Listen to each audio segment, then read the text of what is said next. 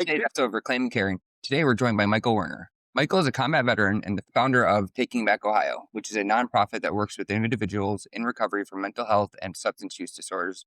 Michael brings a powerful combination of lived experience and professional expertise to the table. This helps people in bridging the gap between clinical experience and real-world healing. So thank you today for joining us, Michael. Thanks, Justin. I couldn't have wrote it better myself. We do have Thanks for having me. some questions for you, Michael. I'm Sure. hesitant to know exactly where the best place would be to start. This was one that I forgot to ask you when we were speaking on the phone a week or so ago. And that was, you had mentioned that you do have a CDCA license. Is that correct? Okay. But your focus is really on this, like what we would call like the grassroots stuff, the peer supporter type of work. Am I correct?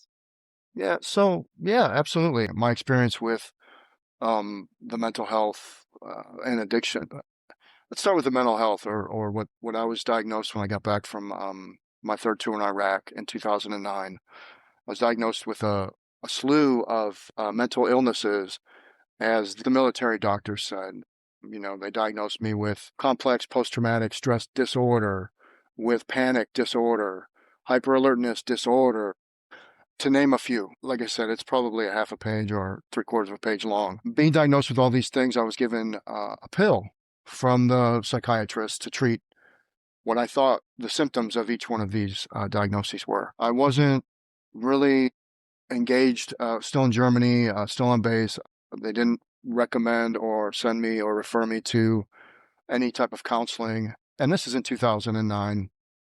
All they did was I went to a psychiatrist. They prescribed meds to treat the symptoms of these diagnoses, and I felt better. So I wasn't waking up in the middle of the night, soaking wet, screaming, wondering where I was, the night terrors. I wasn't so aggressive towards my soldiers anymore. I was assimilating. Let's see. I left the military, so I was honorably discharged back to the States. They call it PCS, back to the States. A permanent change of station, came back to the States, separated from the Army. I got involved in the VA system. Same thing was going on. They did recommend me for counseling and therapy. And to your point, those counselors and therapists, I was never really able to connect with. I was never really able to connect, nor did I trust. So trust is a very important part of my story as well. I didn't trust them.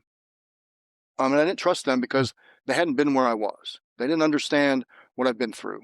They had no way to really, how could they relate to me? How could they help me?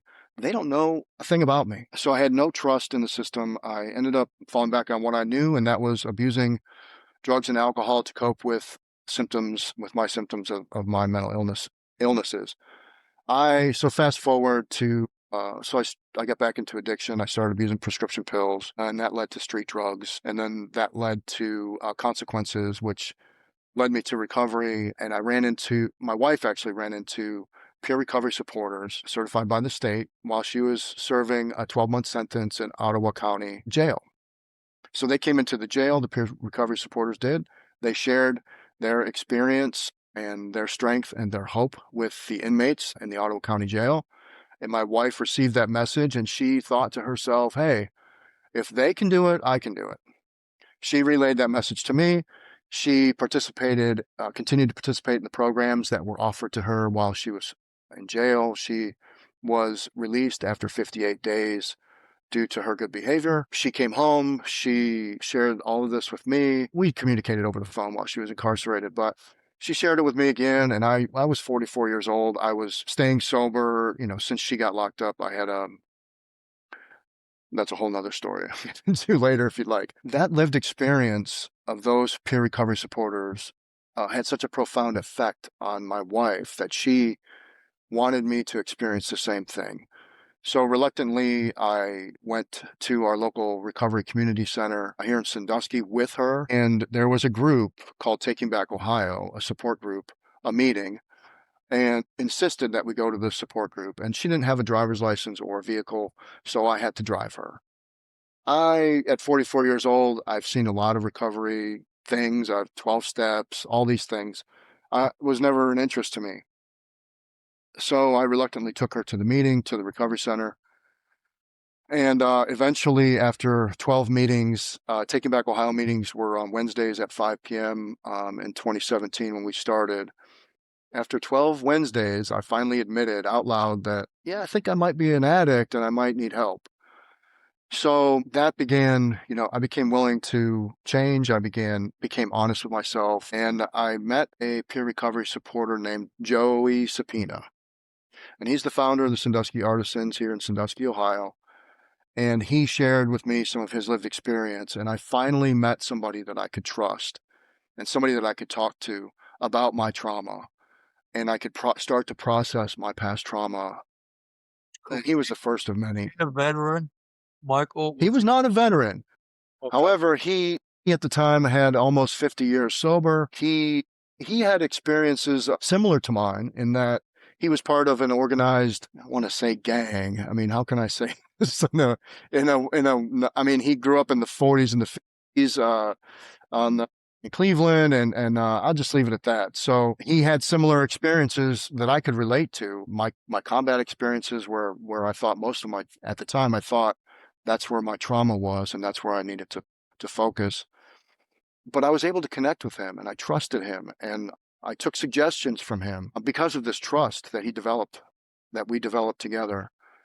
So when he suggested that I might want to, get a sponsor, I might want to look at the 12 steps and maybe work some steps with a sponsor, I listened to him, and I actually heard what he was saying, and I took that to heart, and I moved forward in my recovery, got a sponsor, worked the 12 steps, got involved in recovery. I developed a whole bunch of recovery capital.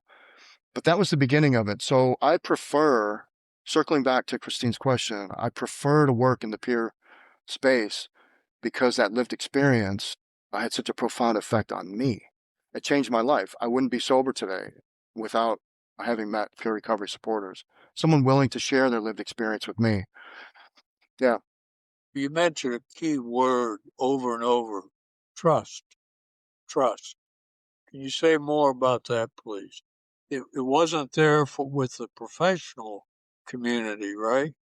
Back then. Absolutely. No, you hit the nail on the head, Don. It's and so that I carry that into my work today, whether I have my therapy dog with me or not. Oh boy. So that also helps to be. Yeah, I have a therapy dog. So that's we can talk about that. Yep. It's very rare that you meet somebody who does not. So gaining trust so for me, and I like to speak about myself because I can't speak for everybody. I can, however, speak on my experience.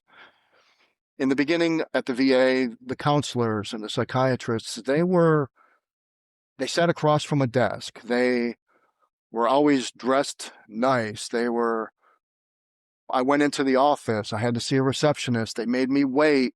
I had to go into their office and I had to sit across from them at a desk, and they typed and took notes and asked me questions, made me feel uncomfortable. And most of the time they were officers.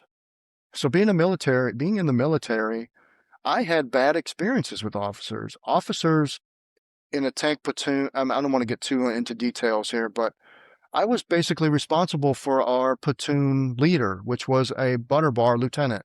Basically went to school for a couple years and they threw him into combat to lead the platoon. No. So I had a bad taste in my mouth about officers. They seemed to get me in trouble all the time, in the sense of I was doing anything wrong, but in the sense of putting us in precarious situations as a combat team, putting us in situations that could get us hurt or killed, just for whatever purposes they had in mind. So when I got out and I was faced with trying to work through my trauma, my war trauma with officers, I was never able to gain that trust. So I take this into my work today, and I am a chemical dependency counselor assistant in the state of Ohio.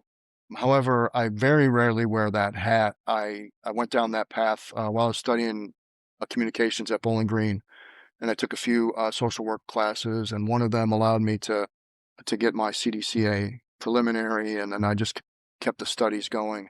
And that just adds to my knowledge base, I think, that I can use it in my peer recovery supporter work. I've been a certified peer recovery supporter since 2017. I'm also certified to facilitate National Alliance on Mental Illness connection support groups, a whole health action management facilitator. So I've been facilitating support groups too for the past 9 years. Military gave you that, I gather, that sense of group cohesion, partly for survival, right? But also, I wonder, could the trust and accountability in volunteer groups, grassroots groups, is different kind of accountability than in professional groups, is it? I wonder. Trust, accountability. So again, it's been my experience in these peer groups, these peer-led groups, whether it's a 12-step meeting or it's something like a Taking Back Ohio meeting where we are all pathways to recovery support group or meeting. We're also non-judgmental, all-inclusive, sexuality, gender, challenges or disabilities. None of these things matter when you come into a Taking Back Ohio meeting. It's an all pathways to recovery group. We're all peers here. None of us, there's no hierarchy. There's no power differential between the facilitator or the facilitators and the rest of the group.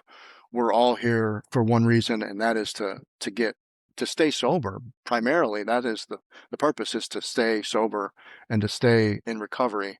And whether it's mental health challenges, maybe you're trying to recover from trauma or grief, you're welcome to a Taking Back Ohio meeting. All topics of recovery come up during the meeting. So yeah, it's different in the sense that we don't diagnose, we don't judge, we don't give advice, we suggest. We use our lived experience to connect and to gain that trust with others in the group. We all are there for, hopefully, most of us are there for all the same reason, right? We're all just trying to stay clean and sober one more day. And we're all just trying to work on our mental health challenges.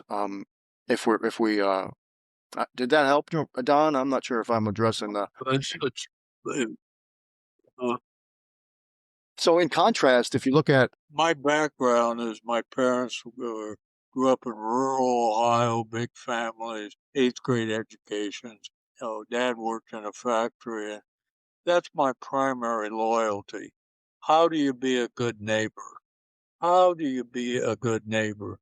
That was, my mother mentioned that over and over, being a good neighbor. That's how I fell into this kind of crazy work we do. Be a good neighbor. Well, yeah, be kind, right? yes, yes, yeah, agree with that.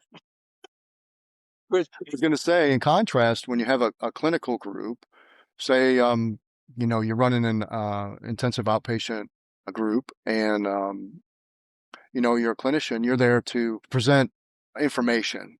You're there to present information to the group and have discussions about that information you're presenting. In these peer groups, we sometimes will present information and have discussions about that information, but what we say is not always, for example, Whole Health Action Management, or WHAM, is a HRSA. It's an evidence-based. I don't know if you guys have heard of WHAM, but it's all evidence-based. It's a goal-setting program, but we'll present the information and we'll have open discussions about that, and we'll use our lived experience as facilitators to facilitate those conversations, and in a non-judgmental way.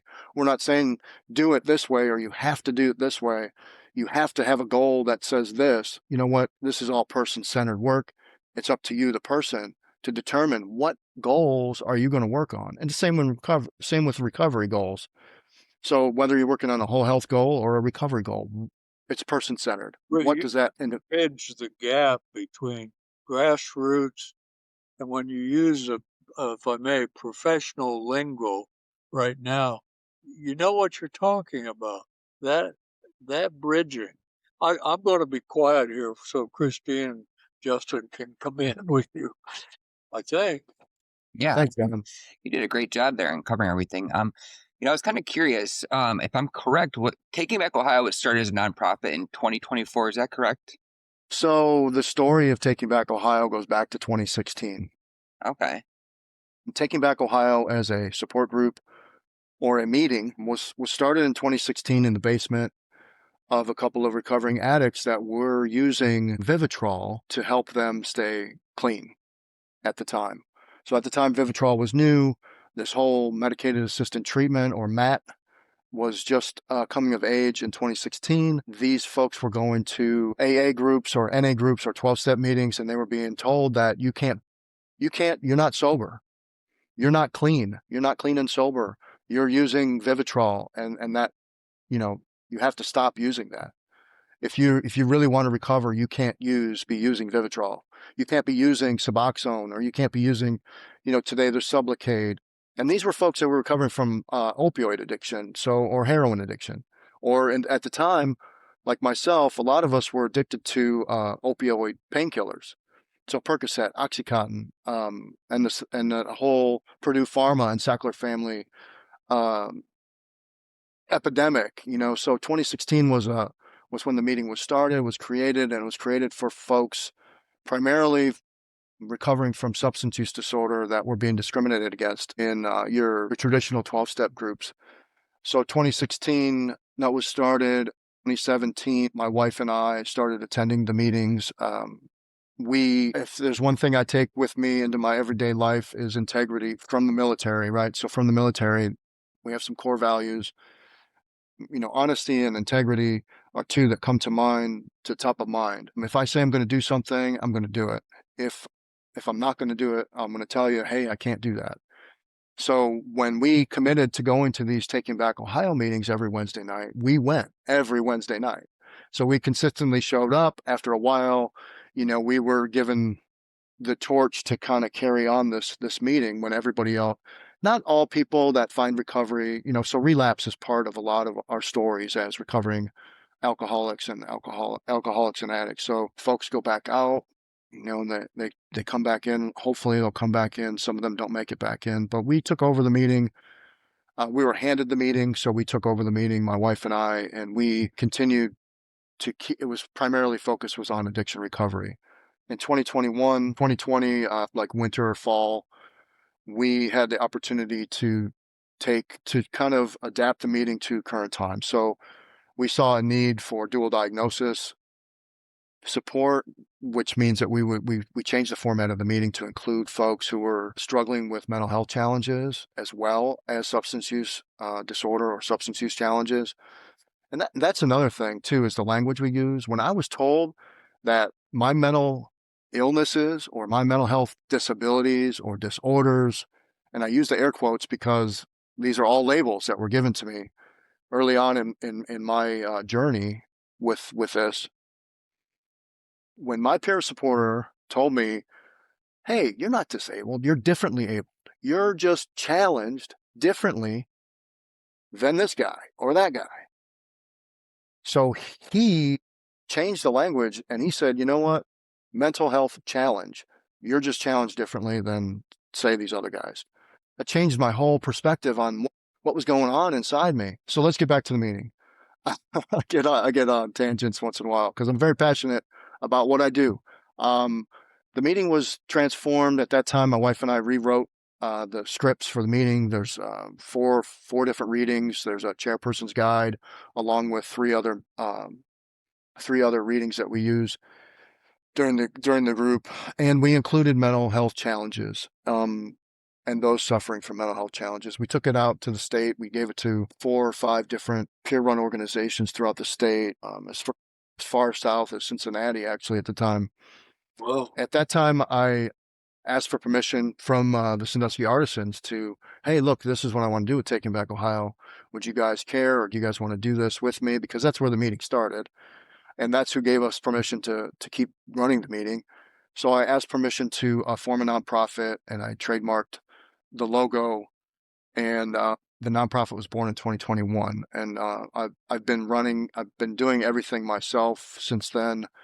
And we're starting to gain momentum finally now in 2026. It's hard to believe it's been 5 years already. But we've become a certified peer-run organization, a state-certified peer-run organization. We are a federally recognized C3.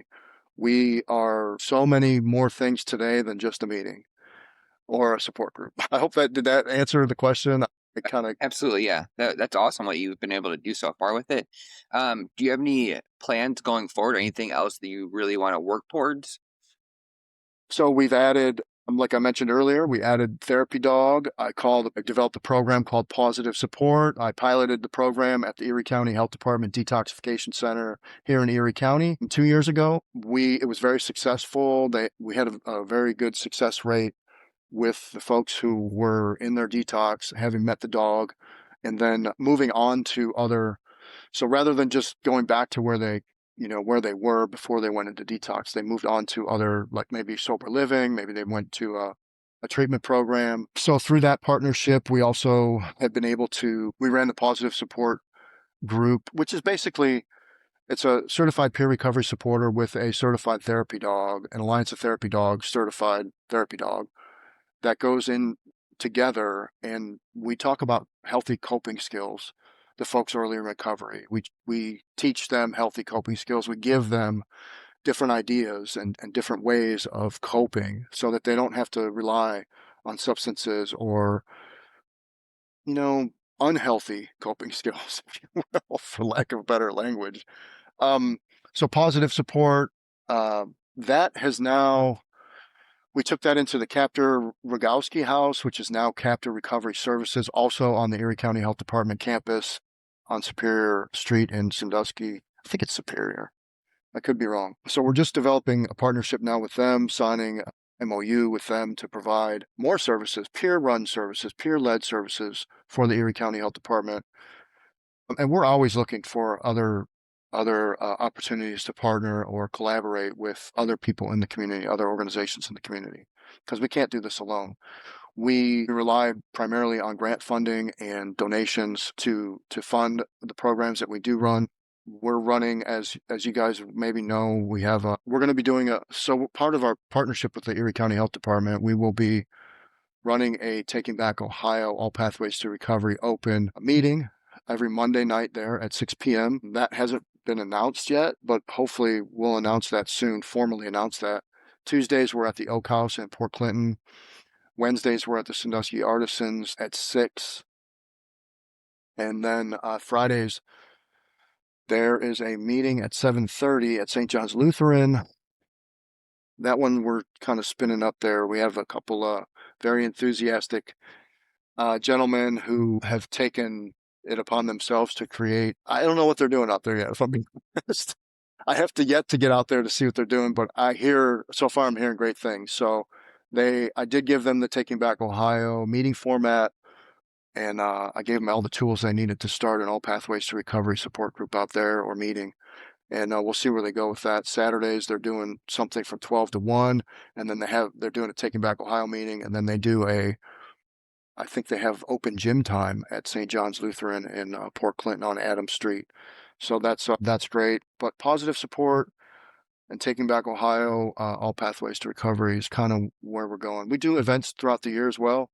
I don't know if this is the time to pitch. So every July we have our annual barbecue in the park, we call it, and it's at Lions Park here in Sandusky, Ohio. It's usually the third or fourth Wednesday of July. We invite the community out. We have $1 raffle baskets donated by community partners. This year will be our 11th one. Last year we had over 150 people come out. Michael, First one we did, Michael, the first one we did, Michael, the first one, we had 6 of us there. when do you sleep and go fishing? So yeah, being semi-retired is kind of, Huh? I've found something else to do here. I'm really grateful that I get to wake up every day and I get to do something that I'm extremely passionate about. And as long as my higher power keeps putting something in front of me to do, I'm going to just keep doing that every day. Yeah, it's wonderful how much you've been able to taking back Ohio and grow it so much, and you have so much going on with it. Yeah, those the cookout. I went to one of those. I think it was last year, and it was just a huge turnout there, and Yeah, just this will amazing. be the first year. This will be the first year I'm going to invite the community partners to come out. So the clinical, Firelands Counseling and Recovery, the Bayshore Counseling and Recovery, Family Health Services. We're going to have recovery treatment programs coming out. We'll have maybe Legends Recovery will be there. They were there last year. We'll have whoever will come, I'm going to invite them out to come have a table, give away freebies, and have conversations with the folks that come out. I think it's a great opportunity to educate the local community as to what, this is what peer recovery support looks like. This is what we do. This is why we do what we do. And because I think a lot of times we're confused with clinicians or case management. We are not case management. We offer emotional support. We offer connections to resources in the community.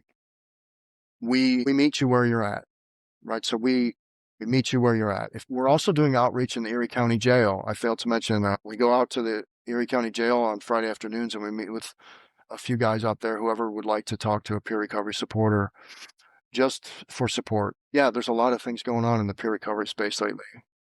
Fantastic. Nice job, honestly. Thank you, Justin. Christine, you've been very quiet.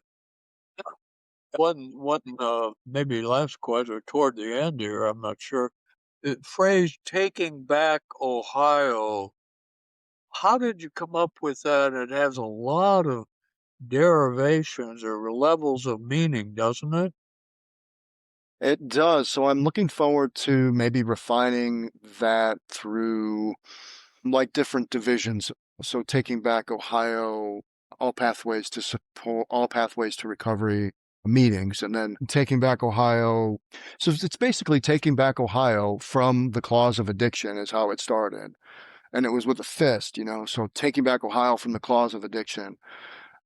And it's evolved since then. I liked the logo. Everybody I talk to likes the logo. We're working on defining each meeting. Each meeting wants to be, their own kind of organism, if you will. So the group out in Port Clinton on Friday nights, they want to call themselves Keep It 100.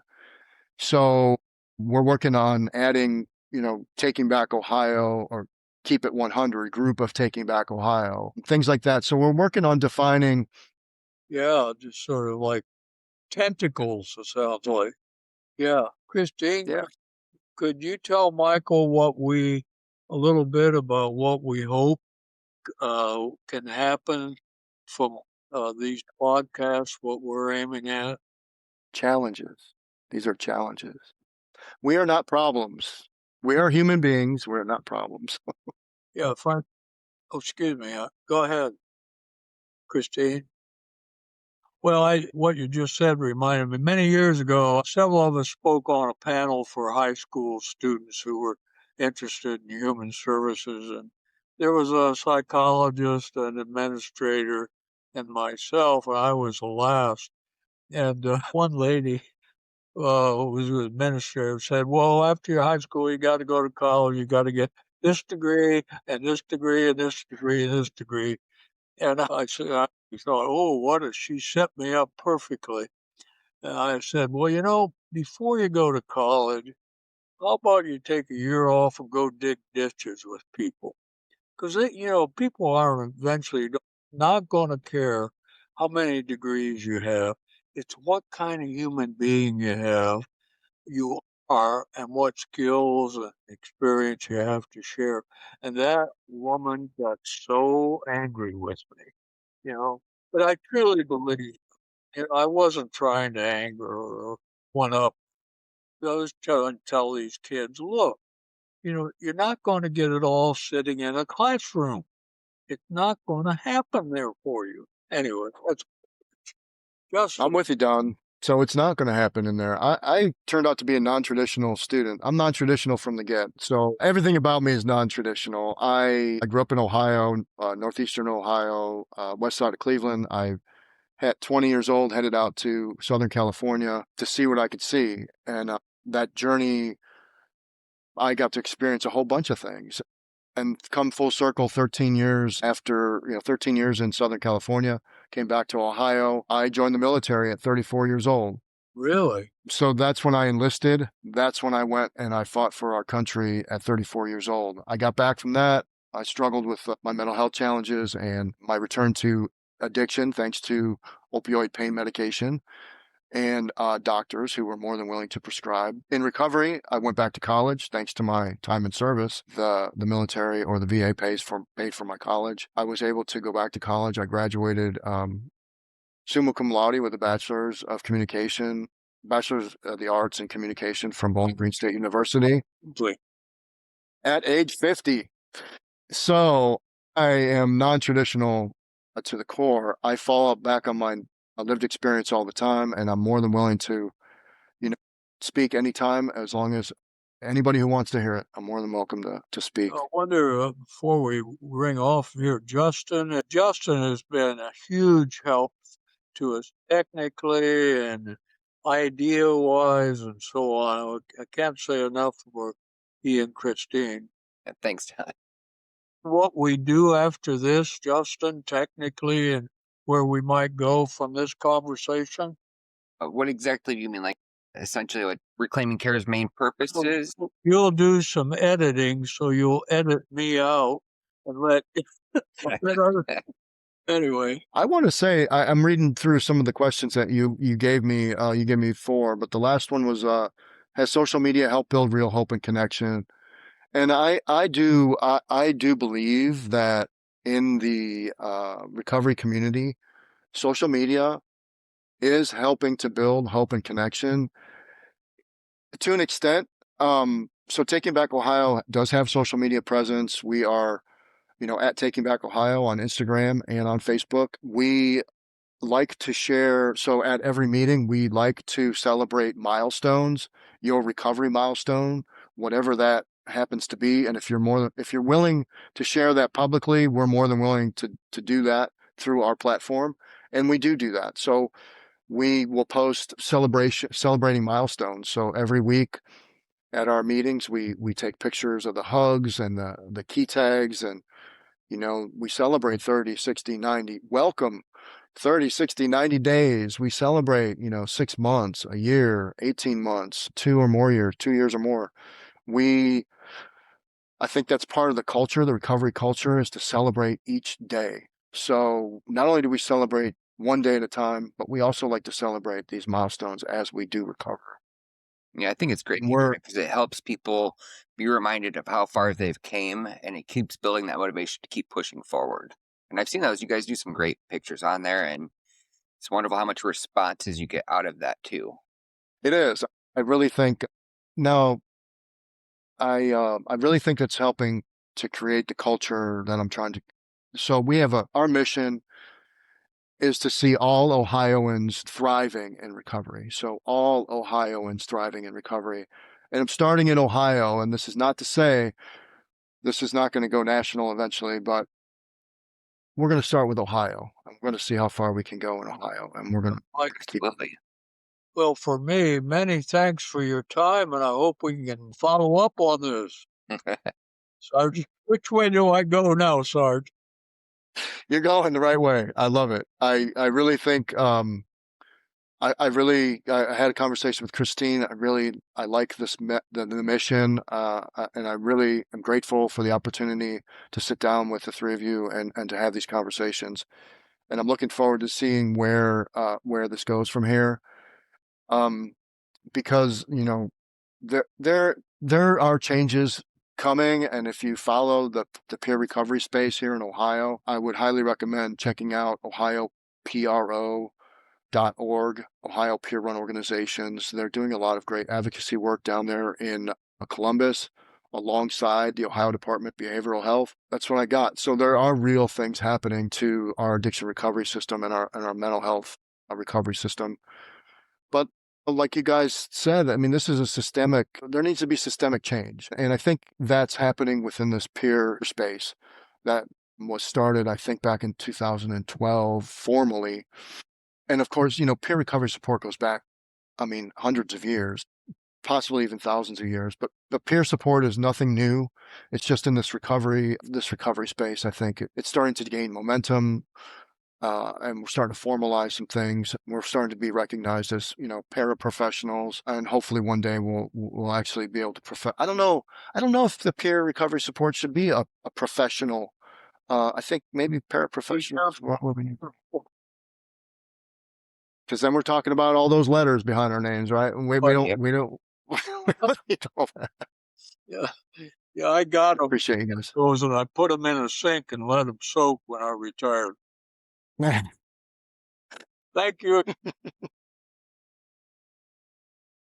But yeah, thank you so much for your time, Michael. It was great speaking with you, and hopefully we can do this again. Yeah, I'm down. Thanks, you guys. Yeah, take care. All right. Thanks for having me.